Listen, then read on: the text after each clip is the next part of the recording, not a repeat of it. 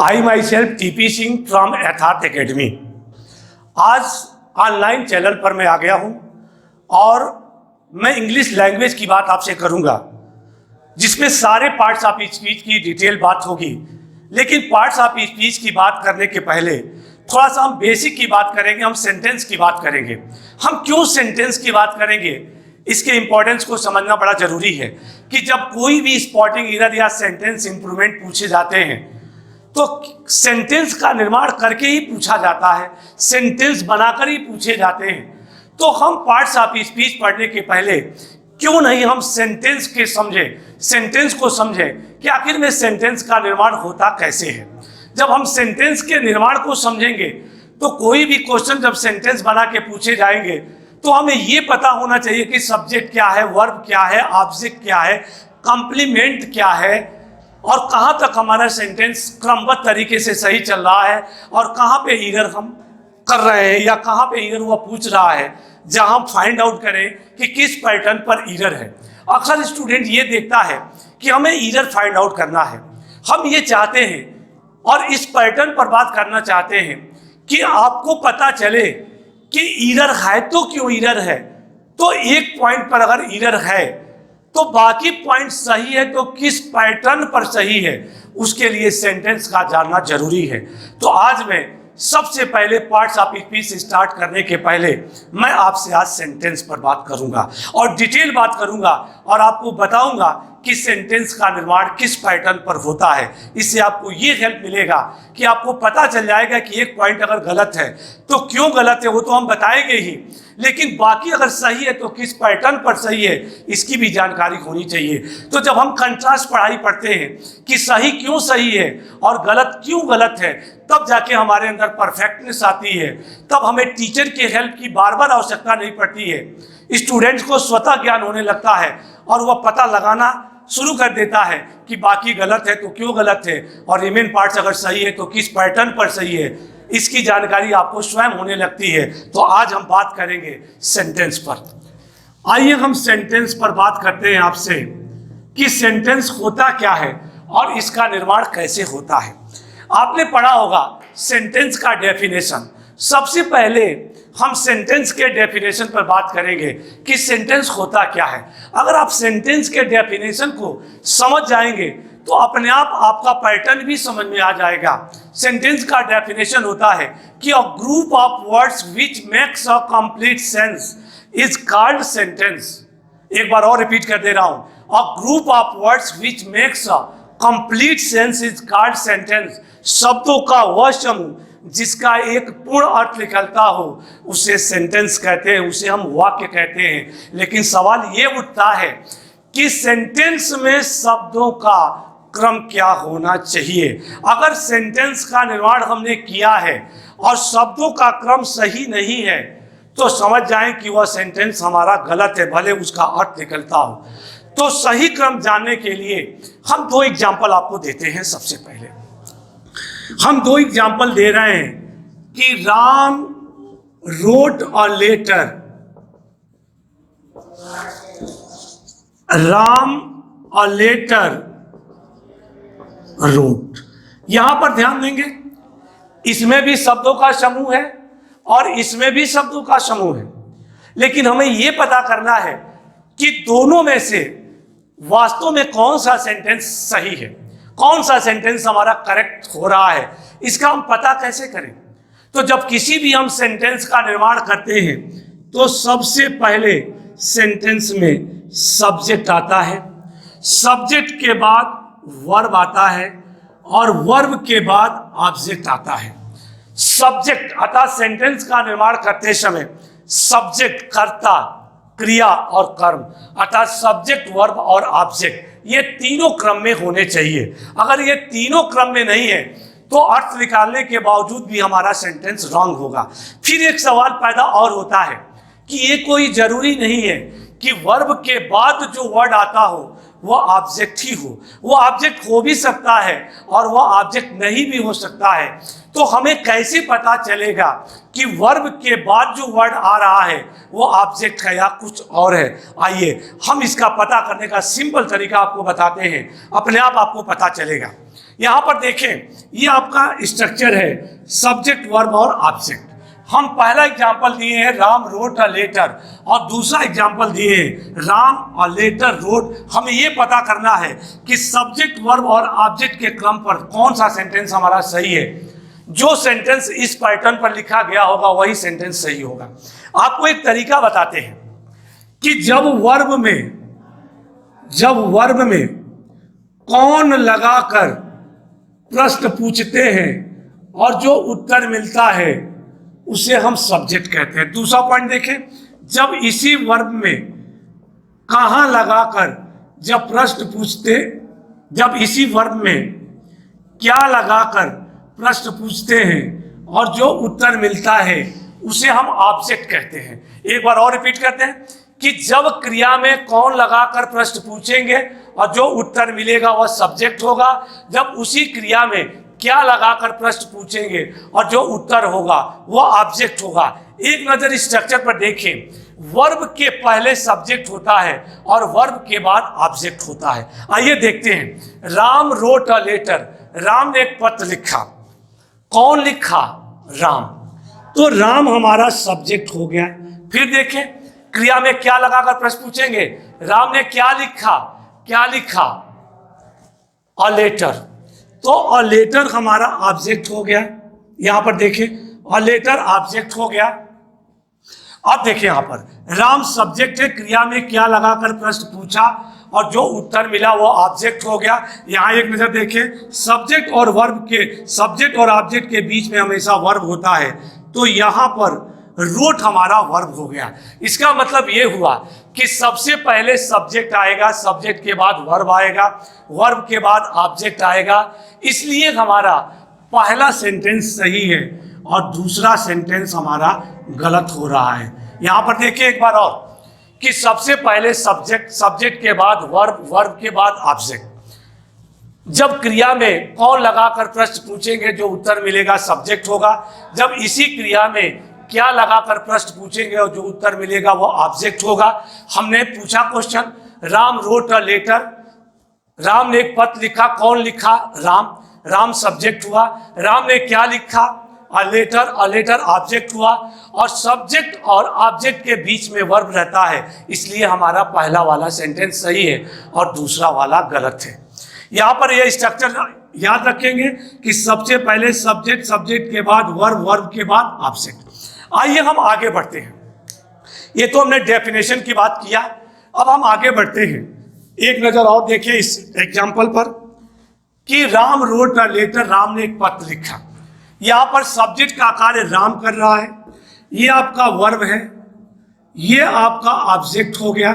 यहां पर देखें, सब्जेक्ट के बाद वर्ब से इधर के पोर्शन को हम कहते हैं प्रेडिकेट कहते हैं, और वर्ब के पहले आपका सब्जेक्ट है। एक नजर डालें आप यहां पर कि देखिए सब्जेक्ट में केवल एक वर्ड ही सब्जेक्ट का कार्य कर रहा है, लेकिन ये कोई जरूरी नहीं है कि सब्जेक्ट का कार्य एक ही वर्ड करे। सब्जेक्ट का निर्माण कई वर्ड से मिलकर भी होता है। तो वर्ब के पहले का ये जो पोर्शन है ये सब्जेक्ट का है। यहां देखें, सब्जेक्ट कई शब्दों से मिलकर भी बन सकता है। जब कई शब्दों से मिलकर सब्जेक्ट का निर्माण होगा तो सब्जेक्ट के पोर्शन में वर्ड बढ़ेंगे। तो जब वर्ड बढ़ेंगे तो कई वर्ड मिलकर सब्जेक्ट का निर्माण करेंगे, तो हमें कैसे पता चलेगा कि कौन सा वर्ड एग्जैक्ट कहाँ होना चाहिए और वो वर्ड काम क्या कर रहा है, उसका नाम क्या है। आइए देखते हैं कैसे अध्ययन करेंगे। जब कई वर्ड से मिलकर सब्जेक्ट का निर्माण होगा तो हम सबसे पहले इस वर्ड के नेम जानेंगे कि इन शब्दों का नाम क्या है। ग्रामर में जो नाम रखे गए हैं, अगर नाम समझ में आ गया तो नाम के अकॉर्डिंग ही उसका काम है, अपने आप काम समझ में आएगा। तो हमने नाम समझा, फिर हमने वर्क समझ लिया। अब जैसे ही वर्क हम समझेंगे अपने आप प्लेस निर्धारित हो जाएगा कि कौन सा वर्ड किस प्लेस पर होना चाहिए। इसी प्रकार यहाँ पर प्रेडिकेट के पोर्शन में केवल 2 वर्ड हमारे पास है। कोई जरूरी नहीं है कि यह प्रेडिकेट का पोर्शन केवल 2 वर्ड से ही मिलकर बना हो। कई वर्डों से मिलकर भी प्रेडिकेट का निर्माण होता है, तो फिर यहां पर वर्ड आपके बढ़ेंगे। जब वर्ड आपके बढ़ेंगे तो हम काम क्या करेंगे, फिर आप जानेंगे कि इन वर्डों के नेम क्या हैं, फिर नेम के अनुसार इसका वर्क क्या है, और वर्क के अनुसार इसका प्लेस निर्धारित अपने आप हो जाएगा। तो हमें यह पता चल जाएगा कि कौन सा वर्ड कैसे काम कर रहा है। इसका मतलब कि एक बार सब्जेक्ट का अध्ययन करेंगे और एक बार हम प्रेडिकेट का अध्ययन करेंगे, और सब्जेक्ट और प्रेडिकेट का अध्ययन करने के बाद दोनों को हम जोड़ देंगे और एक बड़े सेंटेंस का निर्माण हो जाएगा। और हम एक एक वर्ड डिफाइन कर लेंगे कि कौन सा वर्ड किस रूप में काम कर रहा है, एग्जैक्ट उसका प्लेस क्या होना चाहिए, उसका काम क्या होना चाहिए, और किस प्रकार सेंटेंस का निर्माण हो रहा है। तो हमने देखा कि हमने सेंटेंस को दो पार्ट में डिवाइड कर दिया। यहाँ पर एक पार्ट सब्जेक्ट का हो गया और एक पार्ट प्रेडिकेट का हो गया। हम एक बार सब्जेक्ट का अध्ययन करेंगे और एक बार प्रेडिकेट का अध्ययन करेंगे। तो हम सब्जेक्ट का अध्ययन करने जा रहे हैं। आइए सब्जेक्ट का अध्ययन हम करते हैं। देखते हैं कि सब्जेक्ट का निर्माण जब कई शब्द से मिलकर होता है तो कैसे हो रहा है। यहां देखें, ये आपका सब्जेक्ट है। यहां पर देखें, ये आपका सब्जेक्ट है। सब्जेक्ट कई शब्दों से बन रहा है। देखिए कैसे बन रहा है।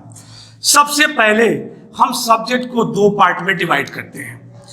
एक पार्ट होता है क्वालिफायर और दूसरा पार्ट होता है नाउन। इस नाउन को हम कहते हैं हेड वर्ड। हेड वर्ड, इसको हम हेड वर्ड कहते हैं।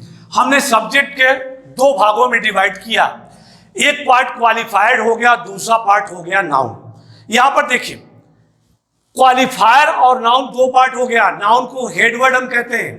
पहले क्वालिफायर को समझें, इसके नाम को समझेंगे तो नाम के अकॉर्डिंग इसका कार्य है और कार्य के अकॉर्डिंग इसका प्लेस निर्धारित है।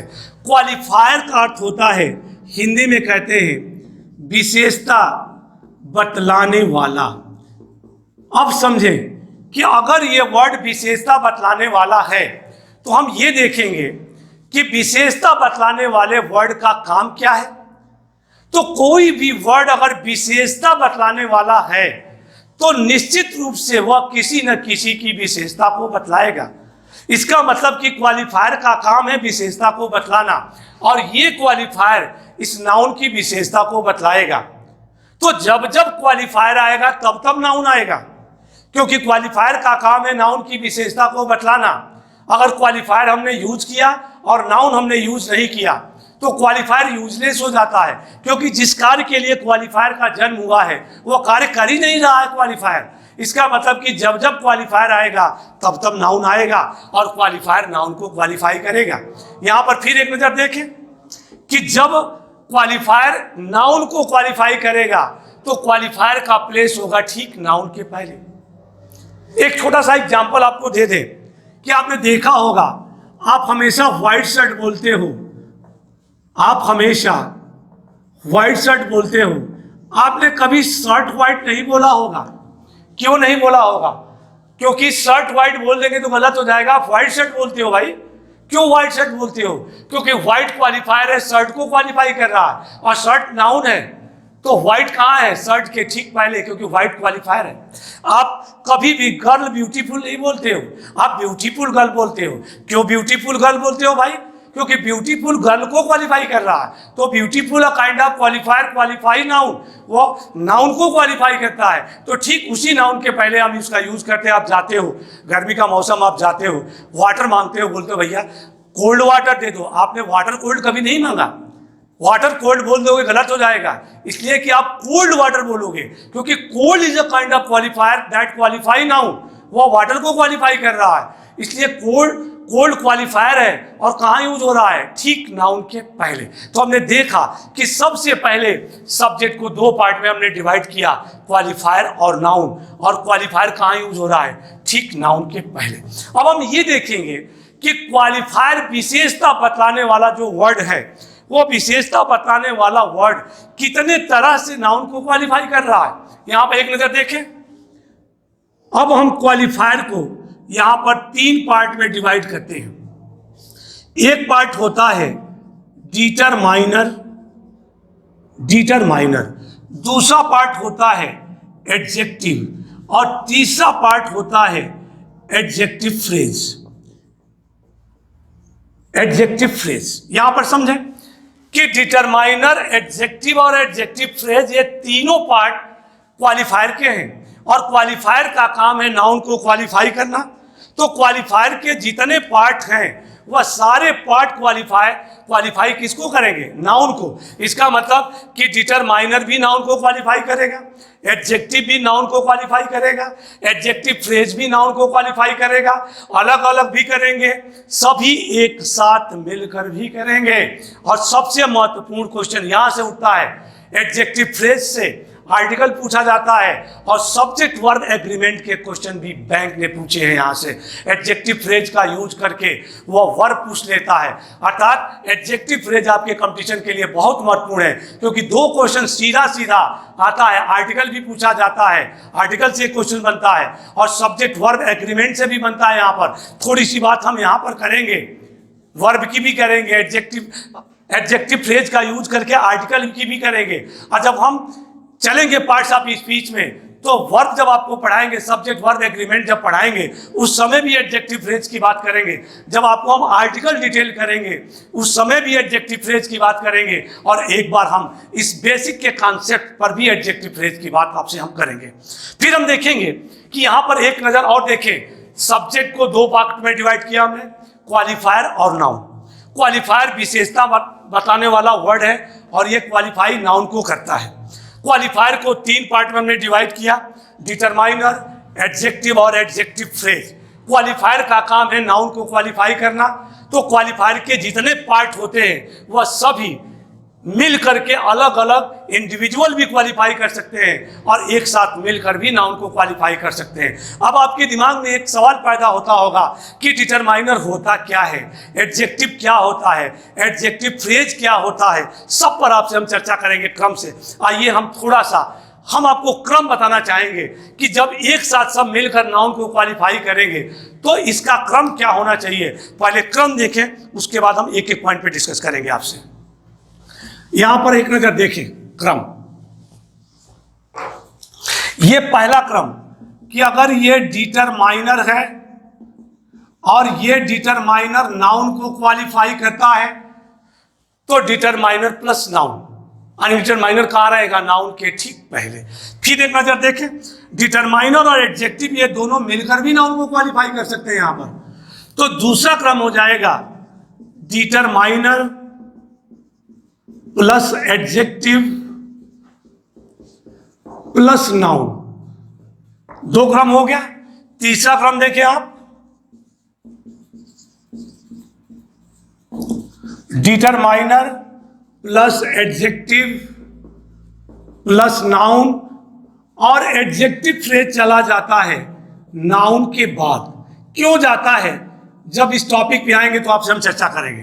देखिए इसका क्रम कि जब कई वर्ड मिलकर सब्जेक्ट का काम करते हैं तो इस क्रम में ये रहता, अगर इसका क्रम हम कहीं भी गलत करेंगे तो सेंटेंस का निर्माण नहीं होगा, सेंटेंस हमारा रॉन्ग हो जाएगा।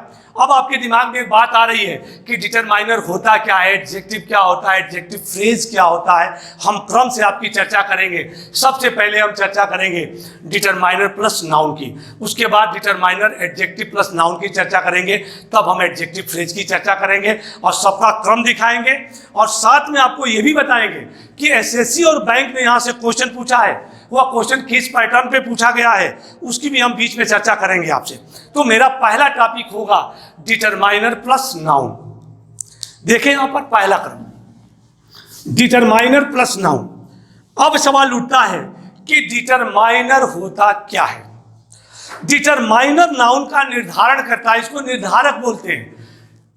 यह नाउन का निर्धारण करता है लेकिन यह नाउन की क्वालिटी को नहीं बतलाता है। एडजेक्टिव और डिटरमाइनर में अंतर समझें। एडजेक्टिव नाउन की क्वालिटी को बतलाता है लेकिन डिटरमाइनर नाउन का निर्धारण करता है, डिटरमाइनर नाउन की क्वालिटी को नहीं बताता है। तो पहले अंतर समझें कि एडजेक्टिव और डिटरमाइनर में अंतर क्या है। कि एडजेक्टिव नाउन की क्वालिटी को बतलाता है, डिटरमाइनर नाउन का निर्धारण करता है, लेकिन डिटरमाइनर नाउन की क्वालिटी को नहीं बताता, ये अंतर है। अब आपके दिमाग में फिर एक बात पैदा हो गया होगा कि निर्धारण करता कैसे है, यही मैं पढ़ाऊंगा कि कैसे निर्धारण कर रहा है, क्या क्या डिटरमाइनर के अंतर्गत आता है, और जब वो निर्धारण करता है तो उसमें करता क्या है। आइए हम देखते हैं कि डिटरमाइनर के अंतर्गत पहला टॉपिक आता है आर्टिकल्स का। यहां पर आर्टिकल्स में देखे होंगे कि हम ए एंड दी का प्रयोग करते हैं। समझे आर्टिकल्स को कि आर्टिकल एक प्रकार का डिटरमाइनर है जो नाउन का निर्धारण करता है, लेकिन नाउन की क्वालिटी को नहीं बताता है। तो फिर सवाल पैदा होता है कि निर्धारण करता है तो निर्धारण में करता क्या है। आपको एक बात और बता दूं कि जब जब डिटरमाइनर आएगा तब तब नाउन आएगा, क्योंकि इसका काम है नाउन का निर्धारण करना। अगर नाउन नहीं आएगा तो निर्धारण नहीं कर पाएगा। तो जब जब डिटरमाइनर आएगा तब तब नाउन आएगा। अगर डिटरमाइनर आर्टिकल डिटरमाइनर का पार्ट है तो आर्टिकल जब जब यूज होगा तो नाउन आएगा। क्यों आएगा भाई? आर्टिकल के बारे में एक कहावत कही जाती है कि आर्टिकल है तो नाउन है, नाउन है तो आर्टिकल है। अगर सेंटेंस में नाउन का प्रयोग नहीं हुआ है तो किसी भी कीमत पर हम आर्टिकल का प्रयोग नहीं कर सकते। इसका मतलब कि जब जब आर्टिकल्स आएंगे तब तब नाउन आएंगे। अब सवाल उठता है कि आर्टिकल्स का प्रयोग जब नाउन के पहले करते हैं तो ये नाउन का निर्धारण करता है, तो निर्धारण में करता क्या है, आइए दिखाते हैं आपसे। ये आर्टिकल को दो पार्ट में हम डिवाइड करते हैं। आर्टिकल का दो पार्ट है, इंडेफिनिट आर्टिकल्स। इंडेफिनिट आर्टिकल्स में हम अध्ययन करते हैं ए और एन का, और ये नाउन का निर्धारण करता है तो नाउन आएगा। अब देखिए ए और एन इंडेफिनिट है। अगर ये नाउन का निर्धारण कर रहा है तो हमारा नाउन भी इंडेफिनिट हो गया। अब देखिए दूसरा point, definite article. Definite article में हम द का प्रयोग करते हैं, और आर्टिकल द का प्रयोग भी नाउन के लिए होता है। जब आर्टिकल द का प्रयोग नाउन के लिए होता है तो यह आर्टिकल द डेफिनिट है। इसका मतलब कि नाउन भी हमारा डेफिनिट है। इसका मतलब ये हुआ कि जब आर्टिकल्स का प्रयोग हम नाउन के पहले करते हैं और आर्टिकल्स नाउन का निर्धारण करता है तो आर्टिकल्स ये बताता है नाउन के बारे में कि नाउन इंडेफिनिट है कि डेफिनिट है। इंडेफिनिट का मतलब अनिश्चित और डेफिनिट का मतलब निश्चित। इसका मतलब कि आर्टिकल जब नाउन का निर्धारण करता है तो ये बतलाता है कि नाउन अनिश्चित है कि निश्चित है। यही काम आर्टिकल का है और ये नाउन का निर्धारण कर रहा है।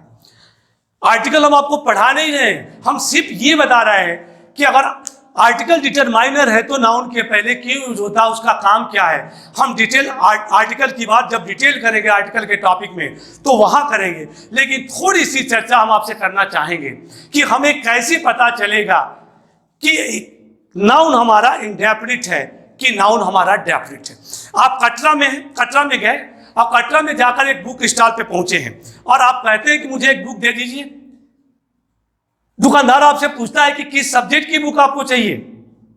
आप कहते हैं कि मुझे केवल एक बुक दे दीजिए। फिर दुकानदार पूछता है कि भाई पूरा स्टॉल किताबों से ही बना है, आपको किस सब्जेक्ट की बुक चाहिए। आपने कहा कि केवल मुझे एक बुक चाहिए। इसका मतलब कि यू वांट एनी बुक। आप कोई भी एक बुक चाहते हैं, कोई निश्चित बुक नहीं चाहते हैं, कोई बुक चाहते हैं। और कोई एनी का भाव आते ही बुक इंडेफिनिट अवस्था में आ गया। जैसे देखिए,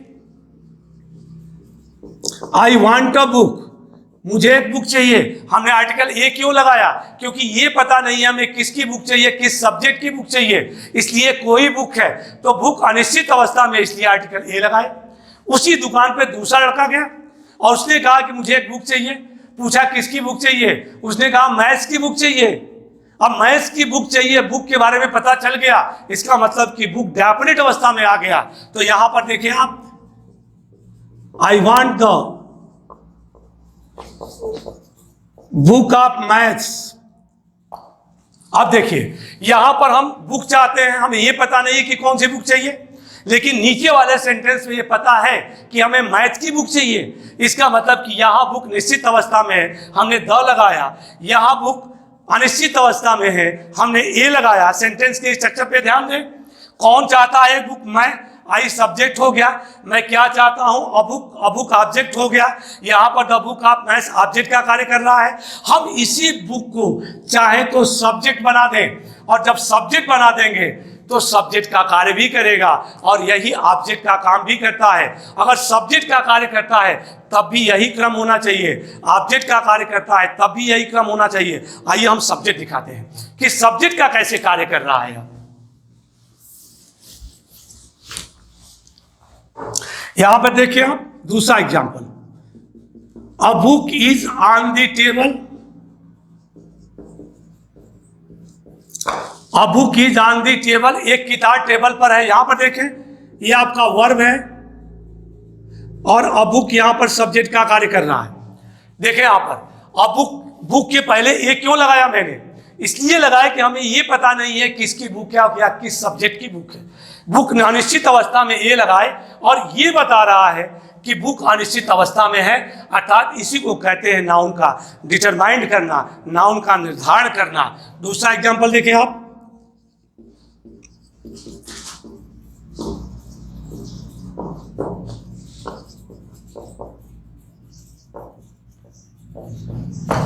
दूसरा एग्जांपल देखें, the book of Ram is on the table, Ram की किताब टेबल पर है। यहां पर देखिए किताब किसकी है, राम की है। इसका मतलब कि बुक निश्चित अवस्था में आ गया, हमने आर्टिकल द लगाया। तो इसका मतलब कि डिटरमाइनर के अंतर्गत पहला जो टॉपिक आता है वो आर्टिकल्स का होता है, और आर्टिकल्स नाउन का निर्धारण करता है। तो निर्धारण में करता क्या है, आर्टिकल्स हमें ये बताता है कि नाउन अनिश्चित है कि निश्चित है, इसी को कहते हैं नाउन का निर्धारण करना। इसीलिए जब जब नाउन यूज किया जाता है तब तब ये देखा जाता है कि नाउन निश्चित है कि अनिश्चित है। निश्चित और अनिश्चित के कॉन्सेप्ट पे पूरा आर्टिकल निर्भर है।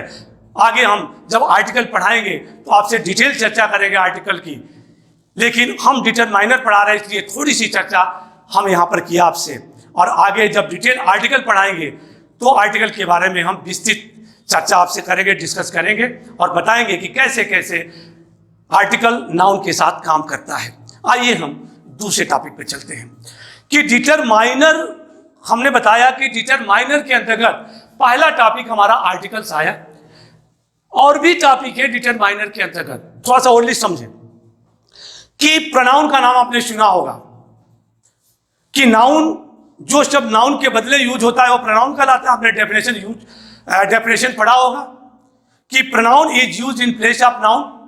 लेकिन कुछ प्रोनाउन ऐसे होते हैं जिसका प्रयोग हम नाउन के पहले करते हैं, और जब नाउन के पहले करते हैं तो प्रोनाउन एडजेक्टिव में कन्वर्ट हो जाता है। जब वो एडजेक्टिव में कन्वर्ट हो जाता है तो वह डिटरमाइनर का काम करता है, क्योंकि वह नाउन की क्वालिटी को नहीं बताता है। इस पे तमाम तरह के बैंक ने क्वेश्चन भी पूछा है। आगे हम नाउन जब पढ़ाएंगे तो आपसे चर्चा करेंगे कि कौन कौन से प्रोनाउन ऐसे हैं जो एडजेक्टिव का काम करते हैं लेकिन क्वालिटी को नहीं बताते हैं।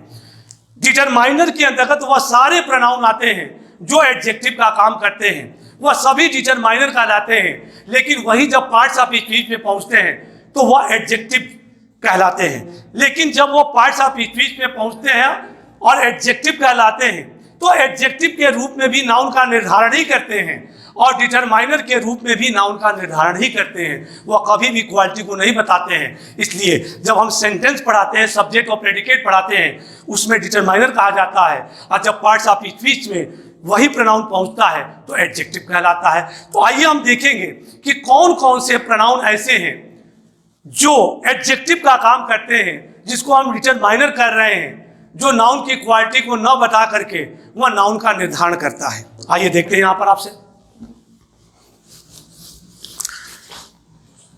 आपका दूसरा टॉपिक हो गया पॉसेसिव एडजेक्टिव। हिंदी जरूर समझेंगे आप इसका। ग्रामर में जितने नाम रखे गए हैं उस सारे नाम का अपना एक महत्व है। अगर आपने नाम समझ लिया, ग्रामर में नेमिंग वर्ड को समझ लिया आपने कि इसका नाम क्यों पड़ा, तो नाम के अकॉर्डिंग उसका काम है, आपको काम समझ में आ जाएगा। देखिए हमने लिखा पॉसेसिव एडजेक्टिव। पॉसेसिव एडजेक्टिव का अर्थ होता है अधिकार करण कारक विशेषण, अर्थात नाउन पर अधिकार को दर्शाने वाला विशेषण। देखिए हमने एडजेक्टिव लिखा है लेकिन यह नाउन पर अधिकार को दर्शा रहा है। तो जब नाउन पर अधिकार को दर्शा रहा है लेकिन नाउन की क्वालिटी को नहीं बता रहा है, इसीलिए कहा गया है कि यह डिटरमाइनर है। अब हम देखेंगे कि इसका जन्म कैसे हो गया, किस पैटर्न पर इसका जन्म हुआ और कैसे यह काम कर रहा है, और कंपटीशन में क्वेश्चन कैसे पूछा जाता है, सब चर्चा करेंगे आपसे। यहां पर देखें पर्सन, प्रोनाउन, देखिए यहां पे प्रोनाउन आ गया। प्रोनाउन को हम 3 केस में डिवाइड करते हैं, सब्जेक्टिव,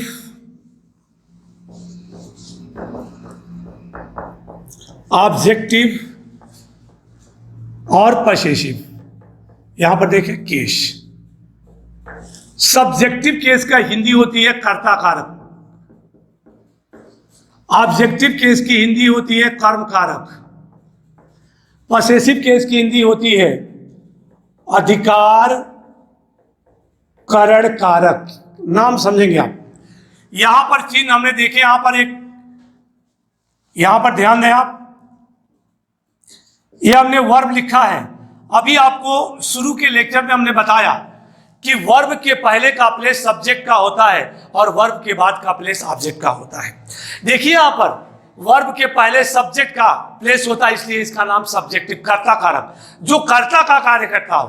तो कोई भी वर्ड अगर कर्ता का कार्य करता हो तो सब्जेक्टिव केस होगा, उसका यूज वर्ब के पहले होगा। कर्म कारक, कर्म हमेशा वर्ब के बाद होता है, तो जब भी ये वर्ब के बाद यूज होगा तो ऑब्जेक्टिव। पसेसिव केस, अधिकार करण कारक। यहां देखें पर्सन 3 प्रकार का होता है, first person, second person, third person. ये पर्सन है, ये पर्सन का प्रोनाउन है। फर्स्ट पर्सन का प्रोनाउन होता है आई और वी, सेकंड पर्सन का प्रोनाउन यू, और थर्ड पर्सन का प्रोनाउन होता है ही, सी, इट और दे। ये प्रोनाउन हो गए। अब देखिए यहां पर एक नजर डालें आप कि ये प्रोनाउन है आपका, फर्स्ट, सेकंड और थर्ड पर्सन के प्रोनाउन है। ये प्रोनाउन जब सब्जेक्ट का कार्य करेंगे तो इसका हम यूज करेंगे ठीक वर्ब के पहले, क्योंकि वर्ब के पहले का प्लेस सब्जेक्ट का होता है। तो जब वर्ब के पहले का प्लेस सब्जेक्ट का होता है, इसीलिए इसका नाम पड़ गया सब्जेक्टिव केस अर्थात कर्ता कारक। तो जब ये कर्ता का कार्य करता है, सब्जेक्ट का कार्य करता है, तो देखिए यह इसी रूप में रहता है, इसमें कोई परिवर्तन नहीं होता है।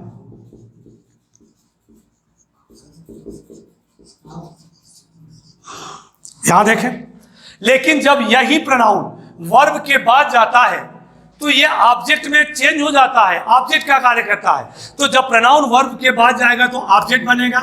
आई का ऑब्जेक्ट मी, वी का ऑब्जेक्ट अस, यू का ऑब्जेक्ट यू, ही का ऑब्जेक्ट हिम, सी का ऑब्जेक्ट हर, इट का ऑब्जेक्ट इट और दे का ऑब्जेक्ट देम।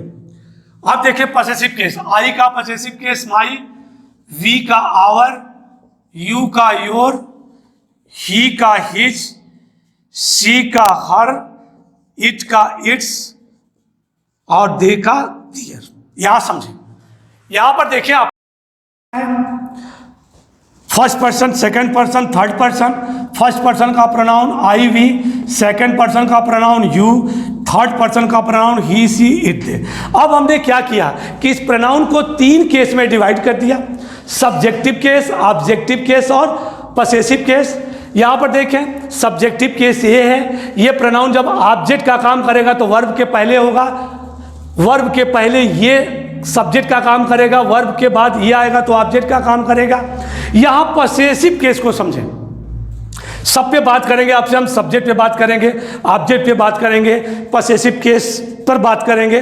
पसेसिव केस की हिंदी आप समझें, इसको कहते हैं अधिकार करण कारक, अर्थात ऐसा कारक जो नाउन पर अधिकार को दर्शाता है। तो जब नाउन पर अधिकार को दर्शाता है तो इसका तात्पर्य यह निकलता है कि यह पसेसिव केस जब जब यूज होगा तब तब इसके बाद नाउन आएगा। नाउन आएगा, यह नाउन चाहे सिंगुलर हो या प्लूरल, सजीव हो या निर्जीव, नाउन आएगा और ये पसेसिव केस इसी नाउन पर अधिकार को दर्शाएगा। तो जब नाउन पर अधिकार को दर्शाएगा तो यही पसेसिव केस ही का नाम चेंज होके हो गया पसेसिव एडजेक्टिव, क्योंकि ये नाउन को क्वालिफाई कर रहा है तो इसका नाम पसेसिव एडजेक्टिव पड़ गया। लेकिन एडजेक्टिव के रूप में भी नाउन पर अधिकार को ही दर्शाएगा और डिटरमाइनर के रूप में भी नाउन पर अधिकार को दर्शाएगा। अर्थात ये जब जब आएगा इसके बाद नाउन आएगा। अगर नाउन नहीं आएगा तो समझ लेना कि इसका यूज गलत है, इसका जन्म ही हुआ है नाउन पर अधिकार को दर्शाने के लिए। तो इसके आने के तुरंत बाद नाउन आना चाहिए। और नाउन ना आकर के अगर कोई दूसरा पार्ट्स ऑफ स्पीच आता है तो समझ लें कि आप गलत हो जाएगा। ऐसा क्वेश्चन तमाम बैंक ने पूछे हैं, एसएससी और बैंक ने क्वेश्चन यहाँ से उठाकर पूछा है कि क्या पसेसिव केस के बाद यूज कर दिया, कुछ और वर्ड उसने यूज कर दिया, पता चला कि एडजेक्टिव यूज कर दिया, वर्ब यूज कर दिया, नाउन यूज ही नहीं किया और सेंटेंस आपका रॉन्ग हो गया। तो जब जब ये आएगा नाउन आएगा, चाहे नाउन सिंगुलर हो या प्लूरल, सजीव हो या निर्जीव। अब हम देखेंगे ये टॉपिक पसेसिव केस ही पसेसिव एडजेक्टिव में कन्वर्ट हो गया है। अब इस टॉपिक पे हम चर्चा करेंगे और पहले इसको आप समझें, इसको समझने के बाद हम बात करेंगे सब्जेक्ट और ऑब्जेक्ट की।